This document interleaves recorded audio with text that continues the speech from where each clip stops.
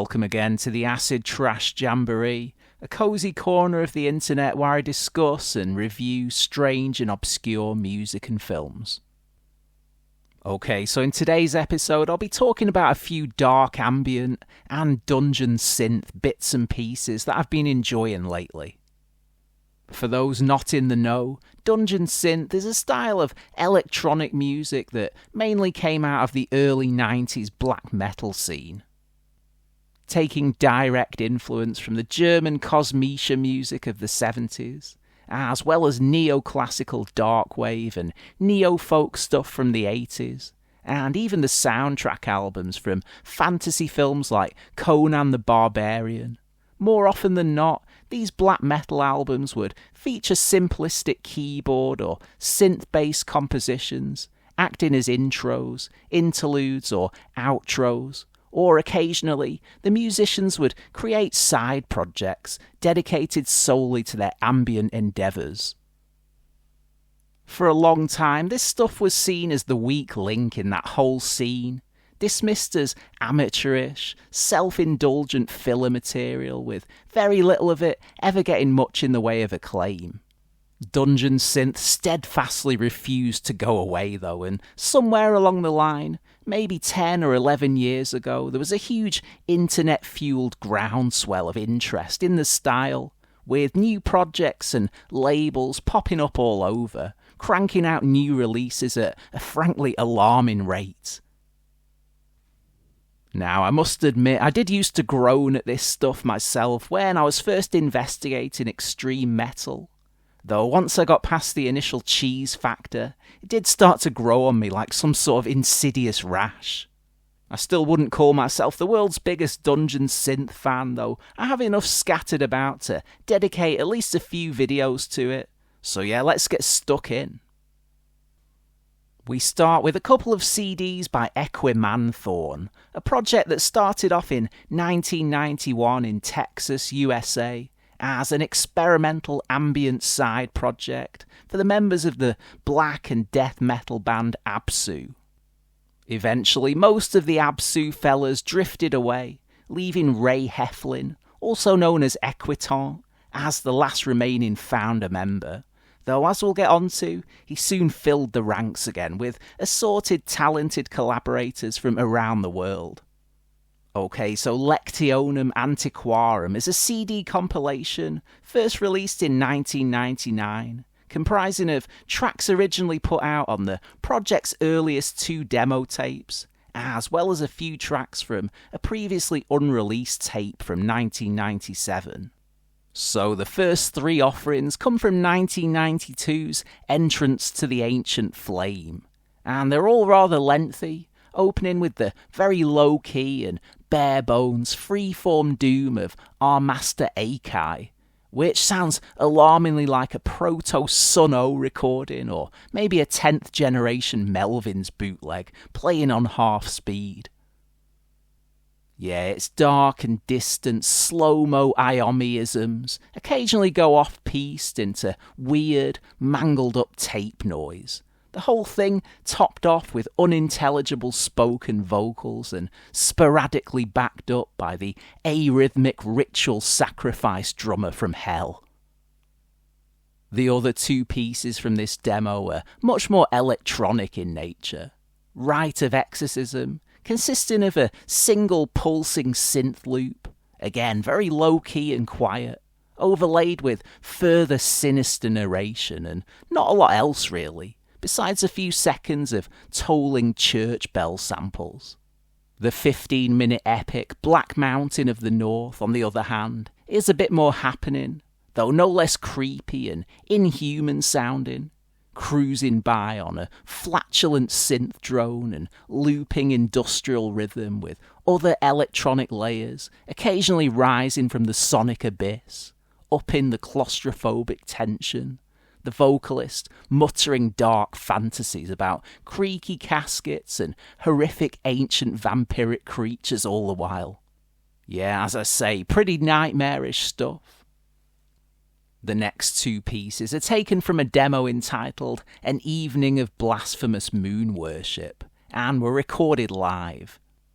These return us to the free-form mutant blackened doom sound of the first piece on this collection, though no doubt feeling the pressure of being in front of a paying audience and having to deliver the goods. They're much more fully rounded and dramatic performances than that rather minimalist and alienating recording. Yeah, the players generally make more of a concession to keep things on the traditionally entertaining side of things. The vocals in particular are way more upfront and violent here, being fed through assorted delay units and harmonizers for extra trippy, demonic effect, whilst the guitar and drum improvisations regularly lock in with each other, rather than just swirling about, lost in their own respective worlds. The last 15 minutes or so of the CD are taken up by tracks from the previously unpublished 1997 recording, In Du Good's Flight, also known as Stein of the Vultures. This consists of 5 brief instrumental movements, which all segue into one another, with passages of intimidatingly thick, dark and lurching ambience, sandwiching, then eventually running alongside more filmic moments of tribal pulsing and airy panpiping. Yeah, far from merely being some tagged-on, disparate extras, these pretty much form their own extended suite, and fit well with the preceding epics, offering up some fresh sounds along the way.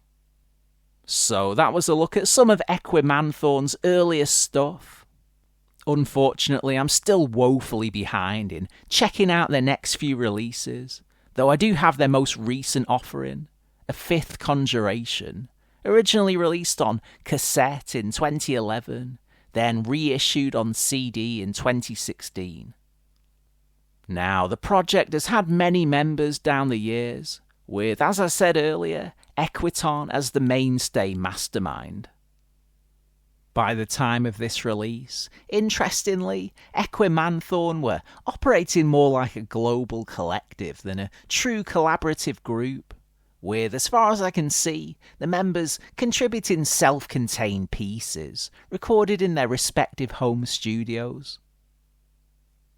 Equiton himself opens the album with 2 tracks. First up, The Great Deluge is a dungeon synth piece with slow, doomy lines and cavernous, echoing drum hits, surrounded by swirls of white noise and assorted dark whisperings, closing out with a couple of thunderclaps for good measure. When Skies Above Were Not Yet Named carries on in a similar fashion, retaining the ritualistic percussive hits and the simple, dread-filled synth riffs of the previous piece, occasionally breaking off into a much eerier, liminal sonic space, where the synth drone now resembles the hum of overhead power lines. The next 4 tracks come courtesy of Devamitra, perhaps better known as the madman behind the amazing Dead Reptile Shrine, who I'll definitely be dedicating a video to in the future. These pieces feature additional contributions from fellow Finn Wojciech, who had previously collaborated with Devamitra in the project Blutlukter. And right away, the difference in compositional approach is apparent. Kneeling to the throne of winter, confidence and lust, is a freewheeling and oftentimes haphazard assemblage of science laboratory synth burbling, creepy string bowing, and clumping free folk percussion, all topped off with drunken astronaut vocals. The next 2 pieces are much sparser and quieter. Nana's Dreaming, The Endless Night of Crucifixion, consists of layers of delicate tinkles and sinister gurglings, over which Wojciech blows a fuzzy free sax, and Devamitra mumbles some ominous-sounding stuff about dungeons and death, the whole thing carrying a suitably woozy and nocturnal atmosphere. Then Piat is purely instrumental, opening with echoed ripples of abstract electronic sound, which eventually coalesce into longer smears of hazily distorted metallic overtones, the the piece sounding like it's being performed in the bowels of an enormous sewer network.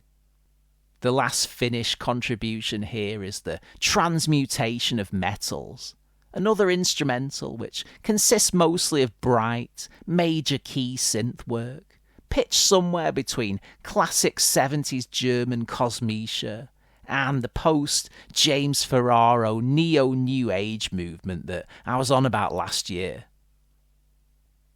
Here, the keyboard work is complemented by more of that free folky percussion, which thumps and jangles away nicely, adding a ritualistic heartbeat to the otherwise free-floating performance. The next two pieces are the work of Marc Merinet, a Spanish musician who I'm otherwise unfamiliar with, though looking at his Discogs entry, he's also been involved with projects like Eldar and Malevich Line, if those names mean anything to you. His 10-minute segment actually isn't a million miles away from what we've just heard from Devamitra and Wojciech, at least to begin with. First up, Sigillum Sanctum is a droning, atonal construction, featuring almost monk-like hymnal singing, drifting over sinister layers of synths and pipe organ, and topped off with spasms of arrhythmic drumming. Merinet's second track, Ra Hua Kuit, named after a thelemic deity from what I can gather, features, as you'd expect, warped and affected samples of Aleister Crowley fighting to be heard amidst a bubbling soup of freeform synths. The next pair of tracks are the work of Arcanum X, another long-serving and prolific musician who's been active in assorted Greek black metal, neo-folk and electronic projects since the 90s. Both of his pieces return us to the dungeon synth vibes of the opener, though these are way more old school in execution, bringing to mind both the moon lay hidden beneath a cloud's dark and intimidating martial medieval music, and Bertzum's prison-era albums. In particular, the track The Third Dynasty of Ur is a supremely stately and melancholic spine-tingler, which sounds positively eargasmic on headphones. And yeah, you half expect the tremolo guitars and blast beats to kick in afterwards. Instead, though, we get the closing piece, The Lightning Forged the Pale One's Luminosity, by a chap named John Longshore, who is perhaps best known for his project Black Seas of Infinity, outside of one lone Black Seas CD, which I haven't heard in ages. This is the only other work I'm familiar with from Longshore, who provides us with an ever-shifting and highly detailed ritual drone piece, featuring a slew of heavily treated vocal and percussion activity over breathy synth timbres, before the piece calms down somewhat for its last couple of minutes. So, an interesting and highly entertaining release overall, though truth be told, despite the contributors all being from the darker side of the musical spectrum, you do end up noticing the differences in production and compositional style enough so that it feels more like a various artists compilation, rather than a fully coherent work by a single project, especially given the way the tracks are sequenced, though I suppose it would have been even more apparent if the tracks had been mixed up a bit more. Still, as I say, this is mostly very high quality stuff. And yeah, revisiting both these CDs from opposite ends of Equimanthorn's career has made me extremely curious to check out the material that came out in the intervening years. On to Hedge Wizard. And yeah, seeing as this modern day dungeon synth enigma put out a new tape last year, almost 7 years after their last release, I thought I'd say a few words about it, as well as dig out their first tape for a re-listen. More True Than Time Thought first emerged in summer 2014. Funnily enough, around about the same time that this latter-day wave of dungeon synth really started to come to prominence. Now, I can't say for sure if this album was one of the catalysts for that, but I wouldn't be surprised. And yeah, this is very much in the old school 90s vein, sounding like it was recorded directly to cassette using inexpensive Casio keyboards, with a crusty, fuzzy round the edges, ye olde vibe that pretty much dictates from the opening bars whether it's for you or not. Now, a lot of people compare this to fantasy video game music. Things like RuneScape, which I can honestly say I've never been into. Though listening to some of the soundtrack on YouTube, they may have a point. Again, it's not a name that people particularly like to hear bandied about anymore, but mostly what I hear on this is the looming influence of Bertsam's Prison-era albums, especially the first one. The opener, Ancient Vibrations, pretty much lives up to its title, with stately, medieval melodies cascading over thick, resonant bass figures, the piece opening out into a gorgeously atmospheric space around the midway mark, bolstered by occasional percussion hits. And yeah, without trying to make it sound like some kind of one-trick pony waste of time, that's pretty much the formula for the whole album. Simple but effective low-end synth riffs, complemented by catchy and economical top lines that keep the compositions fresh and interesting from start to finish, coming and going as needed, rather than just repeating infinitely or noodling incessantly. The melancholic Bertsam in Prison vibes are strongest on things like Odd Visions and Clairvoyance, whilst the waltzing cemetery violence could almost pass as an outtake from the Necromantic soundtrack. Not a bad quality as far as I'm concerned. The title track then concludes things after a moorishly brief 30 minutes, with harp-esque plucks atop epic, sweeping chords, which take things into a pleasingly folky, Celtic direction. I mean, what else to say? Just to repeat myself a second, but yeah, you'll know if More True Than Time Thought is your particular flavour of Wizard's Brew, pretty much from the first tape crud-encrusted seconds. Personally speaking, it pulled me in from my initial listen, the album mixing up just the right elements and never tipping too far into either depressive, dark ambient gloom or nerdy Lord of the Rings Redux fantasy music.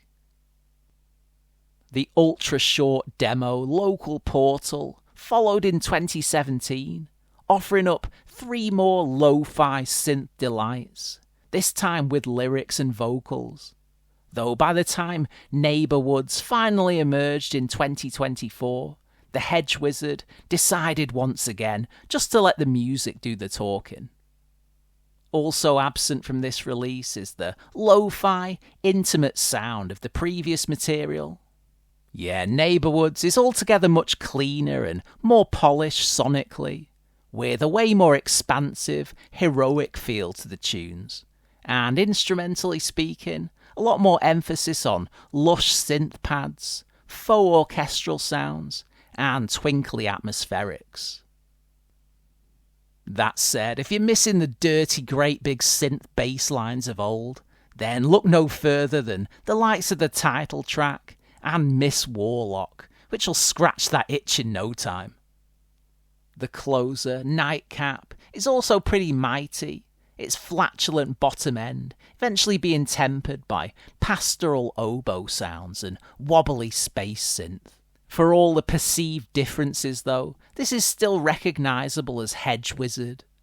Yeah, the compositions are still tightly focused and to the point, with his trademark polyphonic lines burbling away nicely over economical, minimalist frameworks. Everything filtered through that charmingly skew-if, wonky playing style. Yeah, far from being some strictly quantized, on-the-nose effort. If anything, the playing on Neighbourwoods is even sloppier than on the debut, lending things an almost outsider feel at times. Whilst Neighbourwoods is definitely worth having for the occasional listen, as an album, I do still prefer the debut, which, as well as simply containing more of what I like to hear stylistically, just flows better from start to finish. Yeah, despite being a couple of minutes shorter than More True Than Time Thought, the inclusion of some lesser pieces in the second half makes Neighbourwoods feel like a bit of a slog. Your mileage may vary, of course. Yeah, don't just take my word for it.